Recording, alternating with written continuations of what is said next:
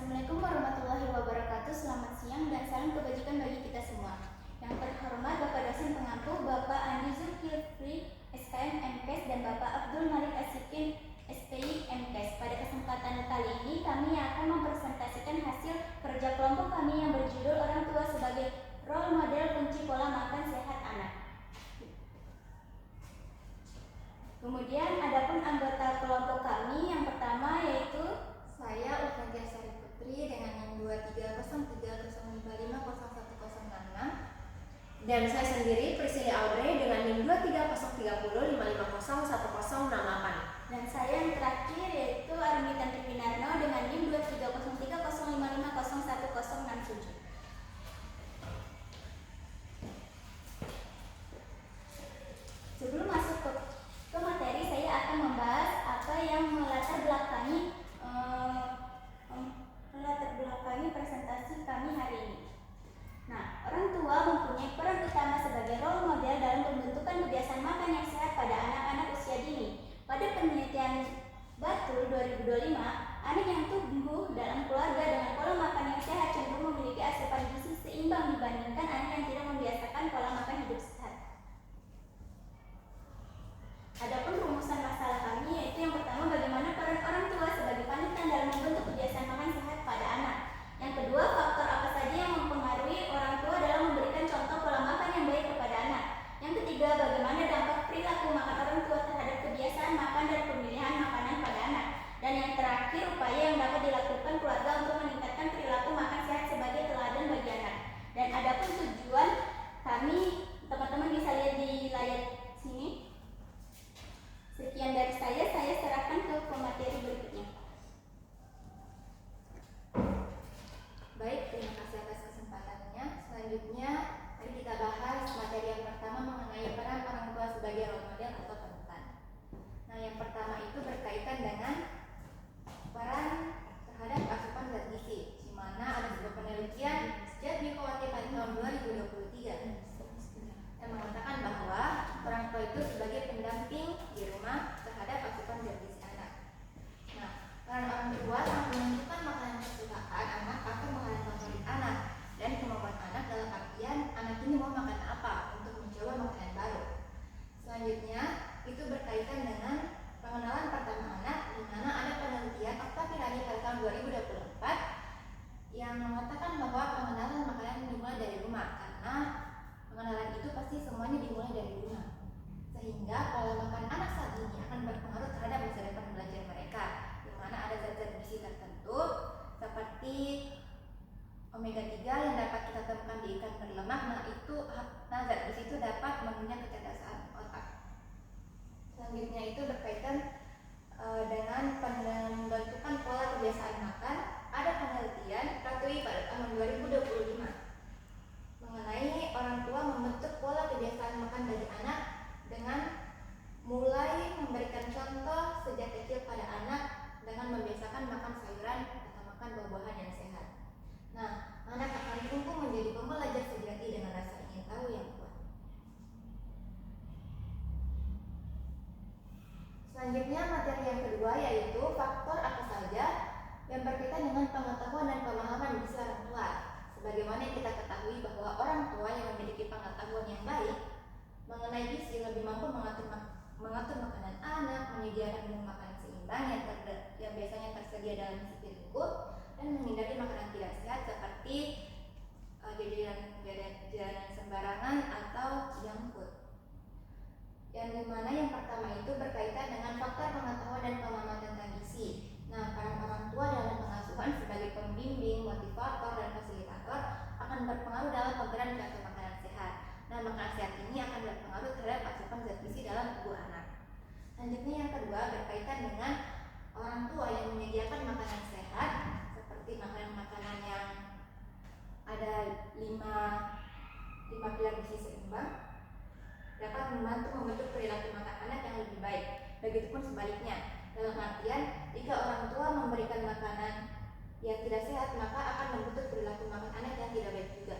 Nah, yang ketiga itu kebiasaan makan bersama yang berkaitan dengan ketersediaan dan variasi makanan.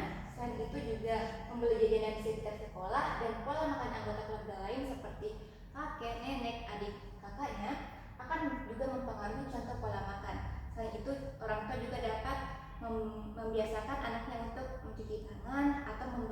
bekal dari rumah.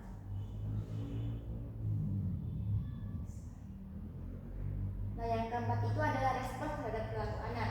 Nah, anak-anak itu pasti ada masanya susah untuk diatur. Jadi, ketika anak tidak mau makan makanan tertentu, maka ada beberapa orang tua cenderung mengikuti keinginan mereka.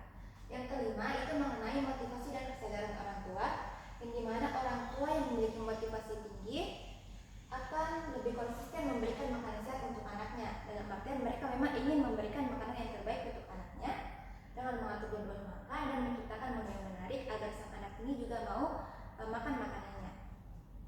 Selanjutnya yang keenam adalah faktor sosial ekonomi, di mana sebagian orang tua memilih jajanan atau makanan praktis karena waktu dan kemudahan. Nah, kita ambil contoh itu wanita karir atau ibu karir yang misalnya dia sudah tidak punya waktu lagi untuk memasak makanan untuk anaknya, maka dia akan lebih memilih untuk membeli di luar, sehingga bisa kita lihat bahwa faktor sosial juga berpengaruh besar dalam pembentukan pola makan atau kebiasaan makan anak.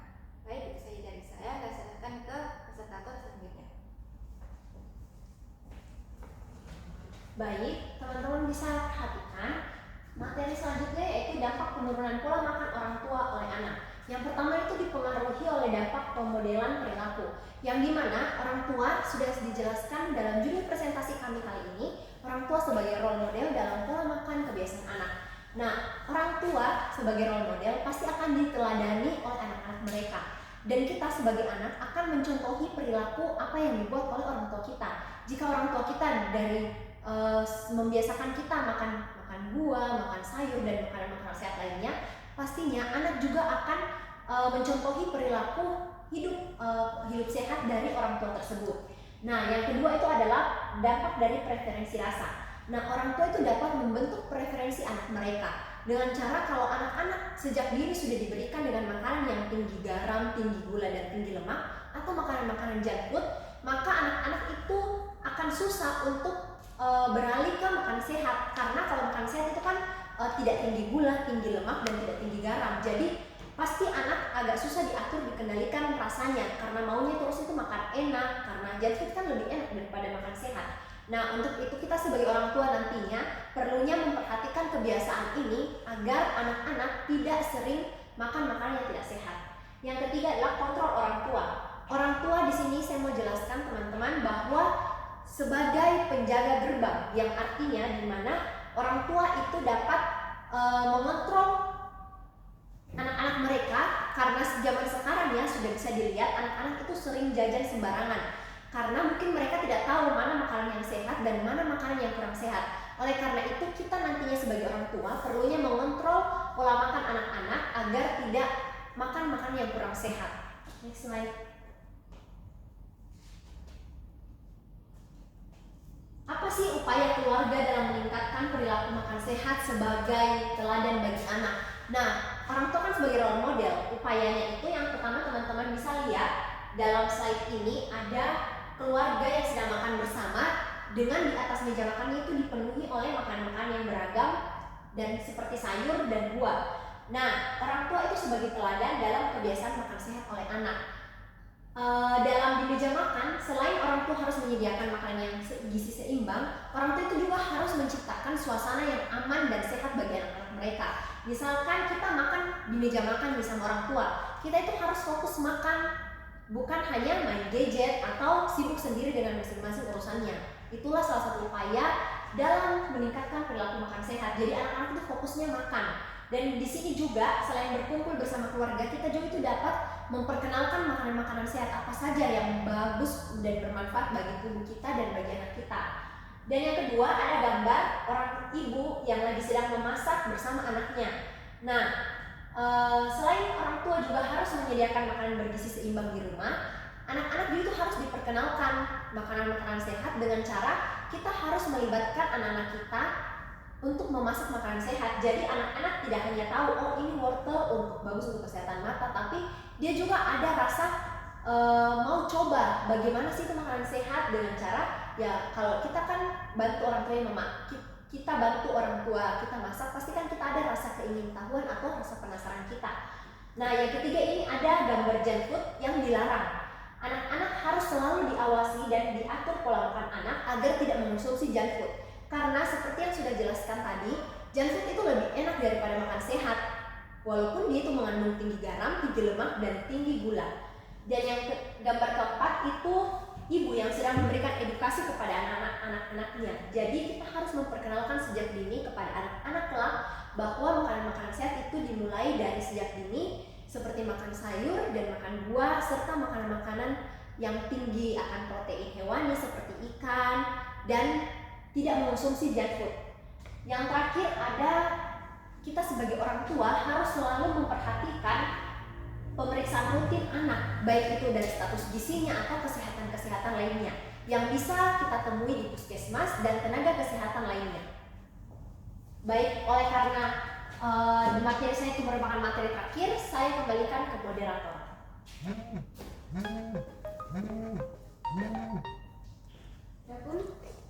Adapun kesimpulannya yaitu orang tua ini merupakan panutan utama dalam membentuk perilaku dan pola makan sehat pada anak. Nah, anak ini mengenal pola makan sehat dimulai dari lingkungan, keluarga, dan rumah. Faktor yang mempengaruhi kemampuan orang tua menjadi role model antara lain pengetahuan gizi, pola asuh, ketersediaan makan sehat, dan kondisi sosial ekonomi. Pembiasaan makan anak sejak dini akan berdampak jangka panjang. Nah, perlunya kita memperhatikan status gizi anak secara berkala. Nah, di sini teman-teman terdapat daftar pustaka dari materi kami yang telah kita bawakan tadi. Demikianlah presentasi kelompok kami. Mungkin dari teman-teman sekalian ada yang ingin ditanyakan, kami persilakan.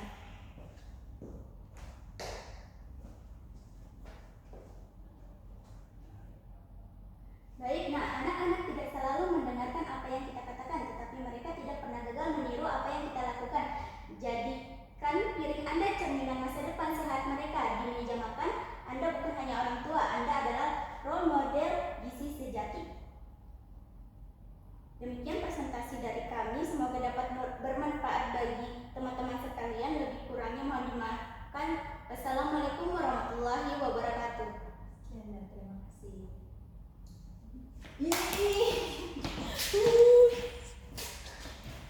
Kesorot dulu.